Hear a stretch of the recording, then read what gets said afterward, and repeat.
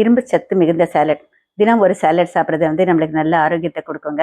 இந்த மாதிரி சாலட் பண்ணது ரொம்ப சிம்பிள் தான். எல்லோருமே ரொம்ப சீக்கிரமாக செய்யலாம். வெல்கம் டு மல்லிகா பத்ரிநாத் வீட்டு சமையல். சப்ஸ்கிரைப் பண்ணாதவங்க சப்ஸ்கிரைப் பண்ணுங்கள். இனிமேல் ரெகுலராக நிறைய வீடியோஸ் போடுறேன்.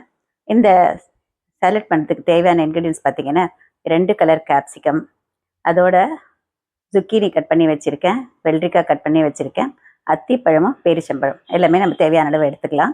இதுக்கு வேர்க்கடலையை ஒன்று குத்துலமாக பொடிச்சு வச்சுருக்கேன், புதினாவை கட் பண்ணி வச்சுருக்கேன், தேவையான அளவு உப்பு. இப்போ இது எல்லாமே வந்து நம்ம ரெடி பண்ணி வச்சுட்டாக்க ரொம்ப சிம்பிளாக சாலட் பண்ணிடலாம்.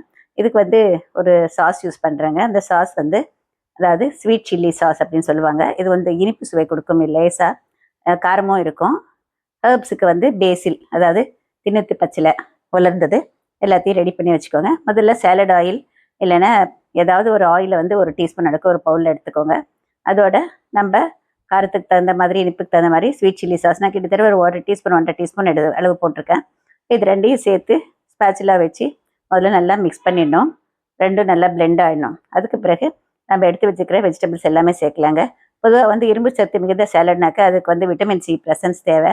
இந்த கேப்சிகத்தில் வந்து நம்மளுக்கு விட்டமின் சி இருக்குங்க. அதோட வந்து ட்ரை ஃப்ரூட்ஸ் எல்லாம் போட்டிருக்கோம், வேர்க்கடலையும் சேர்த்துருக்கோம், ரொம்ப டேஸ்டியாக இருக்கும். எல்லாத்தையும் சேர்த்து மிக்ஸ் பண்ணிக்கோங்க.